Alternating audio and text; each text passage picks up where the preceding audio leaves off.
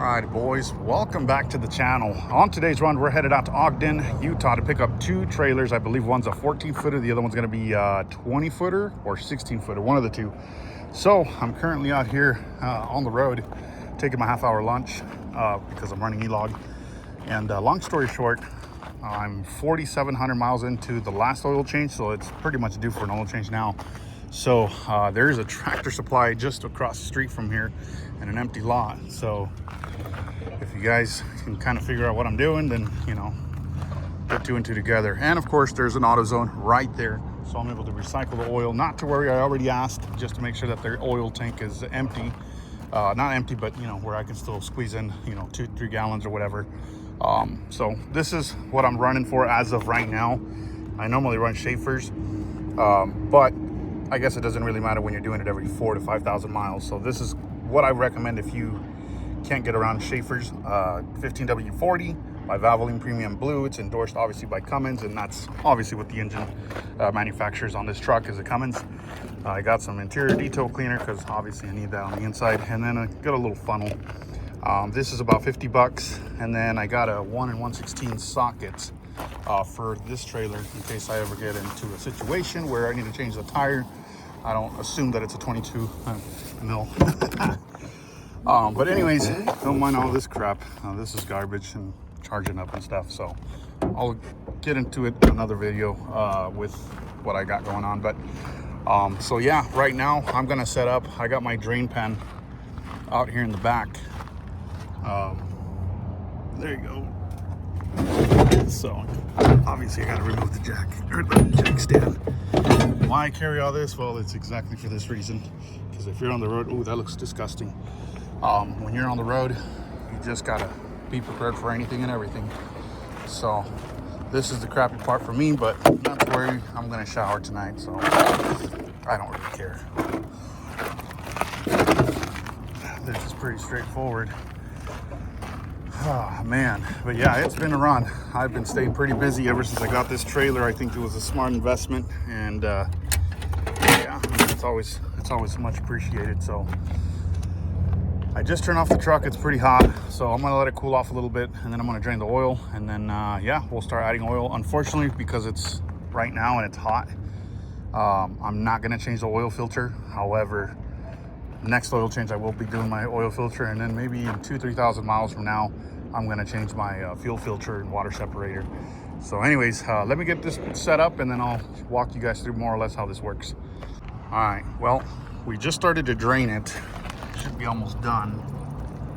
Still has quite a ways to go, but while we're up here, I brought the drain plug up here, make sure, you know, clean it out, and make sure the washer's still intact and one piece and everything.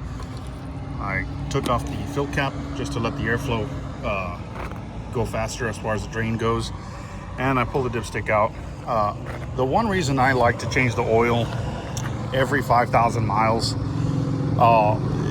one, because by the time I get to the 5,000, 4,000 mile mark, the viscosity to the oil and the lubricity and all that fun stuff is pretty much worn down. Now, if you're not towing with it, I guess it doesn't really matter because you're not running hot.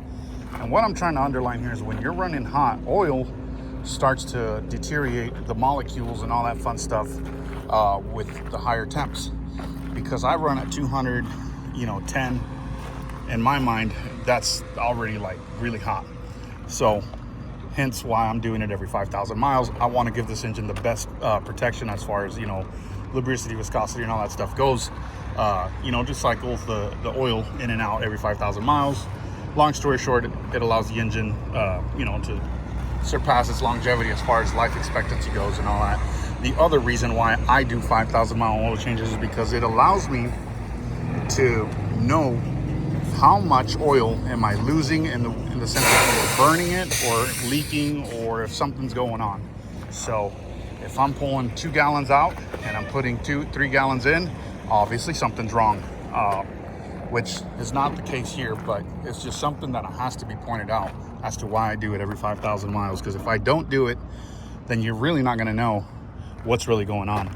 I've had instances where, you know, 1 month straight or 2 weeks straight, I ran hot, you know, towing in and out, day in and day out, and I burned roughly within the 4,000 miles, I burned about almost 3/4 of the gallon of oil, and that was kind of a big deal to me. So again, it's just reasoning with logical sense as to why you should do it. Now, if you don't want to do it, well, you know, it is what it is. But that's the reason I do 5,000 mile oil changes. So anyways, let me put the drain plug, now that I checked the washer, everything looks good. And then I'm gonna use this funnel here, put it on the top. I don't know, I feel like maybe I should go get my step stool in the back of the truck and probably just set it up here. That way I can put this in there without having any struggles and hesitations with it, you know, falling or whatever.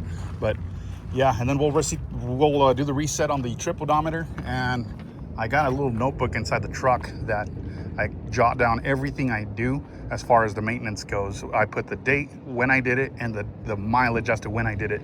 So I got a book that's a little notepad that's about yay thick, and I think it's already got like, I'd say 8 pages at the minimum, maybe more, I don't know, but it's somewhere up there of just pure records of maintenance.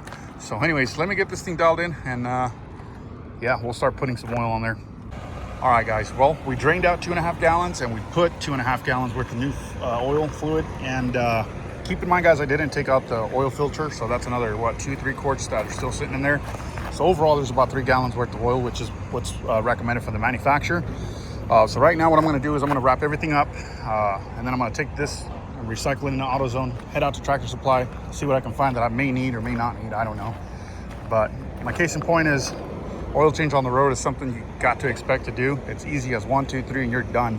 Everything's pretty much ready to go. So anyways, let me go and get all this wrapped up, and we'll start hitting the road.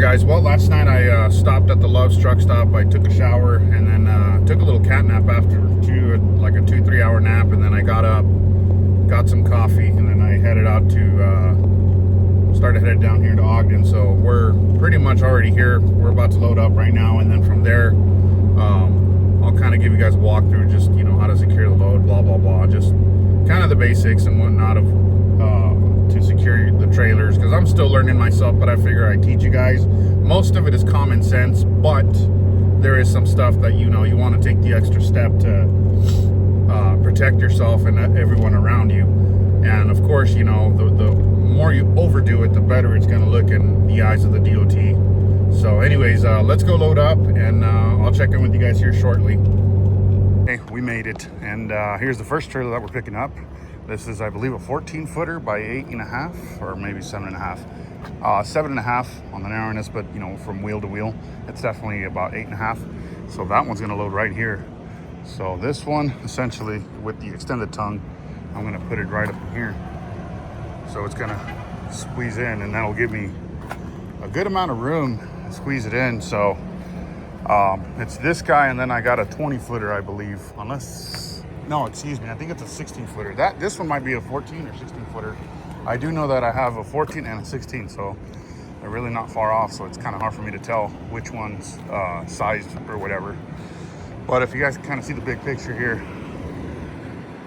from this side of the trailer, we're gonna put this up here. So the A-frame is gonna sit right about here, and the rear end is gonna be right about here. And then obviously from there on out, it leaves me more space for the 20-footer or 16-footer or whatever it is. So that's why I put the ball tower up there, and the other one up in the front. So anyways, I got to take some pictures of this one so I can send it in to Paul. Make sure everything goes through as far as inspection goes, nothing's wrong with it. If so, then I guess we wait until they fix it. So let's get to it.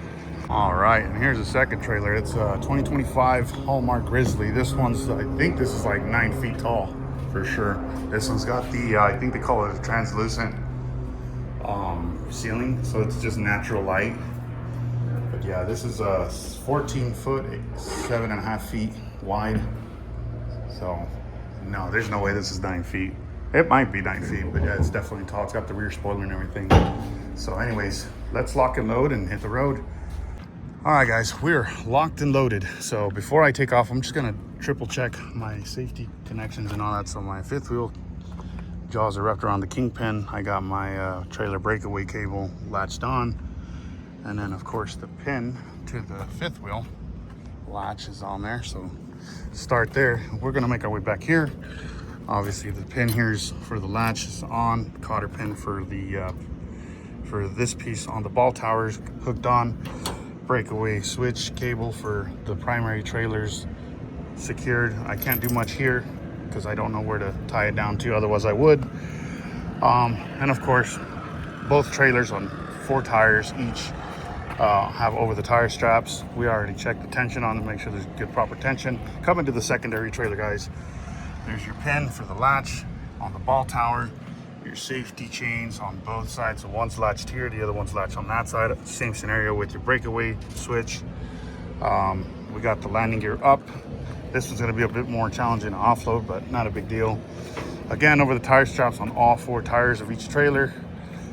Chains for the ramps. I got the tension built on the cable so it keeps everything up and nice and tight. So yeah, this is going to be pretty straightforward. So this is the 14 footer and this one's got more weight than the one in the front, simply because this one's got the taller ceiling. So I think this is a 9 foot, this is 7.5 feet tall. So anyways, if you guys are in the market for one of these trailers, now is the time to reach out to Northwest Rides out of Rathdrum, Idaho at 208-500-8700, or you can check out their online inventory at 208rides.com. Again, 208rides.com. So with that being said, guys, we got to hit the road. We still got 10 hours to go. I got to get fuel and some water because it is hot. So I'll keep you guys updated. Let's keep it rolling. All right, everybody, it's the next day. We finally made it out here to Northwest Rides. We're gonna offload this one real quick. Well, technically both of them. And then the plan is offload this one right there, move the trailer forward, roll this one back and have it sitting somewhere about here. Again, if you guys are in the market for some trailers, if you guys want some custom ordered, now is the time to reach out to them because these are just fresh, like just now hitting the lot, and they should be posted up for sale here in the near future. You can reach out to Paul out of Northwest Rides at 208-500-8700, and you can check out their online inventory at 208rides.com. Again, 208rides.com. So anyways, let me offload this real quick and we'll get to it. All right, guys, we got the ball tower wheel latched on. We got it hooked onto the winch. There is tension, although you can't tell because I got the pin in, but there is tension. You'll see way up in there. So the idea here is I always, before I let him go off the over the tire straps or whatever, I build the tension. Again, I'm learning, but most of it's common sense for sure. Obviously, you don't want to be so close to the trailer to where you're going to ding something. So you got to be really, really careful on that end and on the top. So once the tension's built on the wheel and you're properly secured on the hitch there, make sure you have your pin, and then you come back here. And if you guys pay attention, this trailer is 102 wide, same as these actual enclosed cargo trailers. So you got to make sure these things are going to line up with the ramp. Now you do have to steer them from the front, and I'll get to that here in a sec, but they're really not that hard. Sometimes yeah, it can be a bit of a challenge, but you can always use a strap to kind of pull the nose on the direction that you want the rear end of the trailer to go. I do got a wheel chock just in case. So the idea coming back here is to make sure that the ramps are going to be lining up in a straight line with the tire. So once it rolls off, you're not having any readjustments at last minute, because you don't want to be doing that. So like this one, for instance, is kind of more to the right, so just a tad bit. I mean, nothing wild, but yeah, that definitely makes a difference. And of course, you got your center rail for where the wheel's going to roll. So this one's kind of a little bit to the right. I'm gonna center it in a little bit more. And yeah, it's pretty straightforward. It's pretty much a straight shot. So again, just make sure your pin's on. Cotter pin, I always use them. Same thing here, make sure their ramps are secured. So now coming back to the driver's side, that's where all the fun starts. Again, I have the wheel chock. It's not under the tire directly, but it's, you know, there's enough room. So if it does decide to roll out, it'll catch it and I'll know by then. So we already got the ball tower ready to get put back into place here at home. So sorry guys, I'm freaking tired. So here's the winch control. All I'm gonna do, if I really needed to steer it, I would grab it from the top right here. With my full body weight, I would push it, you know, this way if I want the rear end of the trailer to go to the right, or I can push it towards the right side of the trailer if I want the rear end of this trailer to go to the left. So you don't got to get too aggressive with it really, but you do got to slow roll it. So the idea now is to roll up the landing gear all the way up. Make sure the safety chains are tucked within that A-frame, as well as the cable. You don't want to rip anything out. Sometimes, depending on how much clearance you get in the back there, as you transition from the trailer down to the rail, sometimes you do have to take off these jacks, just because you don't want to bend them. Or, you know, just play it smart, I guess, and, you know, don't get yourself in a bind. So it'll usually happen right around there. It'll just kind of go down, and then the front end of the trailer will kind of want to do this. But I don't think we should have that issue because the ground kind of goes like this. So the ramps usually go a little bit lower at an angle, so this time it's a little higher. Now, if I start to see that there's going to be a problem, I'll probably slide like 2x6s or something on the rear end of the ramps, and just to kind of level it up a little bit. So anyways, I don't want to nose it too far up as far as putting 2x6s, because then that's going to eliminate the clearance on the front. I'm more worried about the front of the trailer than I am the rear of the trailer. So with that being said, guys, let me jack this thing up since there's already tension, and then I'm going to loosen the tension off the remote and just slowly let it just kind of coast along towards the back. And if for whatever reason it decides not to, you can always grab with your hands, just give it a push, and you can see already it wants to move. But because it's under tension, it ain't gonna move. So anyways, that's the plan. Let me get to it. All right, guys. Well, a couple seconds for you guys and maybe an hour or two for me. So the lesson here for me that I've learned, and I'm gonna pass down to you guys, although it is common sense, but I didn't see it, which is my mistake. If you can see it, I didn't see it until then, but the ground here is kind of inclined, and my truck was facing this way alongside with my trailer. So the first trailer that came off, which was that one over there, came off easy because it was only positioned right around here. Now this guy was right here, and because the trailer technically was like this, it worked against me being parked right here, so I had a hard time.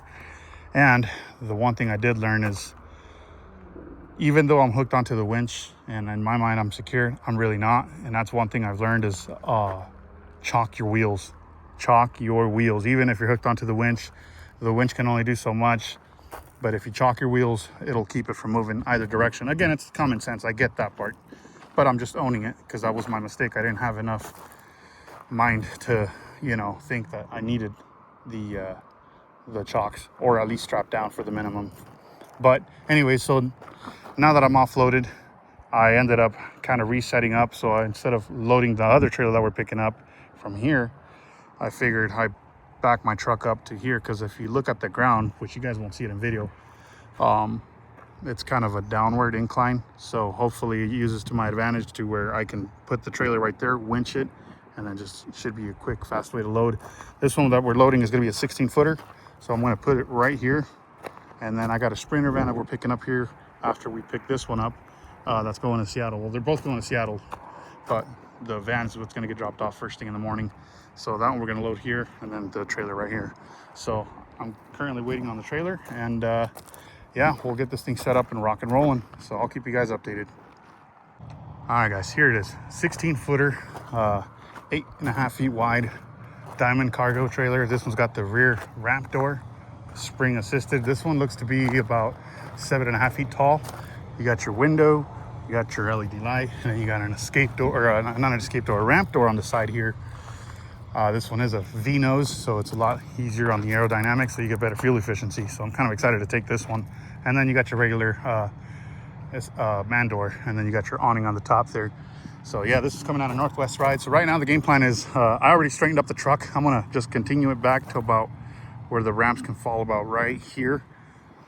the aluminum ramps, and then once they're pretty much lined up, grab the winch cable and the wheel tower, and then winch it on up all the way to the front, and then we should be good to go.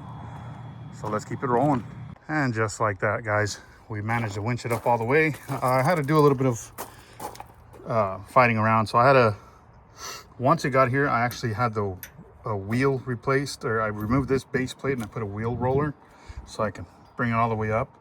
Then I lifted the jack all the way up to where I can squeeze in a jack stand, and then I brought it down to where it rested on the jack stand, and I removed the wheel, put it on the base plate, and then I brought it down to where I can remove the jack stand, and then I brought it all the way down to where I set it on the ball, latched it, kept the winch on the connections here since I can't put the safety cables or safety chains on there, and of course the breakaway battery switch there for the brakes. And yeah, again, over the tire straps on all 4 tires. So now we're strapped down. I got to grab the paperwork to find out where it's going exactly, call the customer, let them know that I'm going to be heading out there in the beginning of the week, because today's Saturday. I should have already been home, but it is what it is. Don't mind the weight looking that way. It's just because the ground or whatever, it's kind of awkward. So we already got the ramps already on. I'm just doing it this way right now because I'm 20 minutes out from picking up the cargo, or not the cargo, but a Sprinter van. I don't know anything about it other than it's a Sprinter van, so that's plenty of room, I think, where it should fit. I would imagine the nose is probably going to be about right here. Probably the front's right here, front tire, and then the rest. So we'll see how this pans out. Hopefully there might be a little bit of overhang, but it's not a big deal. It's only going to Bellevue area. So again, everything's pretty much strapped down, and we got to get rock and rolling. So let's go pick up that van and see what it's all about. All right, guys, well, here it is, 2026 Ram ProMaster 2500. This is going to I believe it's a customer with a small business, so they want it tomorrow, and we're in Saturday right now, so I technically don't really work weekends. But however, I understand that oh, that's going to be a problem. I'll readjust this here in a sec. I don't really like working on the weekends. However, I do understand, you know, as a business owner, that, you know, time is money. I don't like making people wait unless it's an emergency of some sort. Then I understand, you know, you got to do what you got to do. But yeah, every day you lose is obviously some revenue that you're losing out on. So anyways, more than likely we'll either deliver it tomorrow afternoon or first thing in the morning on Monday. And then this one's actually going about 2.5 hours away from where my hometown's at, and then this one's actually going 2 hours and like 2.5 hours away from where this one's dropping off. So this is dropping off in Redmond, Washington. This one's dropping off in Port Angeles, Washington. So I'm just trying to stay busy, and I'm very blessed in a sense where I think it was a smart purchase to go after the trailer that can carry 2 instead of just single poling everything, because you can make money single poling. However, it just makes more sense because to get a trailer that can carry at least 2, because realistically, single pulling this trailer with this truck, I'm getting about 13 to 15 miles a gallon, depending on how the road treats me and how I drive it. With 2 units, you know, 6,000 pounds, you know, another 3,000 pounds, and another 4,000, 5,000 pounds. If I'm being honest with you guys, I still get maybe 12, maybe 11 miles to the gallon. So I'm not losing terrible. As far as my cost of operation goes, it's not like any wild difference. You know, it's just a little bit more weight, a little bit more time, and that's all there is. But you get twice the revenue as far as, you know, what you're moving. So anyways, yeah, if you guys enjoy the content, comment down below what you guys would like to know. Hit the thumbs up button. And yeah, subscribe to the channel, guys. I do greatly appreciate it, and I'm glad to be interacting with you guys down in the comment section. It lets me know that, you know, I'm helping somebody out, whether I'm entertaining them as far as, you know, what I do on the day-to-day stuff. Because like I said, not only am I doing this, but I'm getting back in a car hauling. But also I know that there is people, some of you guys that are trying to get into hot shot, you know, whether it's, you know, multi-haul or car hauling or general freight. I just, you know, like, I just want to help you guys out, because I understand it is a struggle at first, but you know, you line your ducks in a row, and I think you can definitely have something that can benefit you and your family well enough in the near future if you really put your time and sacrifice in it. So again, this is the whole purpose as to why I like making these videos. I mean, I don't mind making them. Sometimes I can put videos consistently out, sometimes I can't, and when I can't, it's usually because I'm down south, it's freaking hot. This iPhone can't handle heat for whatever reason. I just, my mind, I don't even want to get into it, but I just get really upset at the fact that this phone cost me like $1,600 and it can't even withstand the heat. So anyways, it is what it is. So I'm all in a nutshell. I'm just trying to showcase to you guys, you know, what all this is about. So if you guys are trying to get into it, reach out to me, man, like on the comment section, what you guys want to know. I can probably sit down while I'm driving, or just, you know, walking around, or sit down on my couch in my garage, and I can talk, you know, about what it is that you guys want to know in particular, whether it's how to get into it, or what's the pros and the cons, or is it really the way it is, you know, why are people why is the hotshot industry failing, which I'll likely do another video on that, because I'm seeing something that a lot of people don't talk about, and I feel like they don't talk about it because it's not that it's like an embarrassing thing. It's just,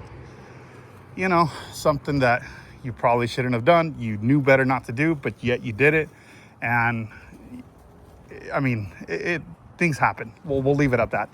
So I'll probably make a separate video as to why the hotshot industry and kind of like trucking kind of flops on people. But yeah, anyways, that's going to wrap up the video, guys. Again, hit the thumbs up button if you guys enjoy the content. Comment down below, subscribe to the channel. And as always, guys, may the Lord bless you, and I will catch you on the next one.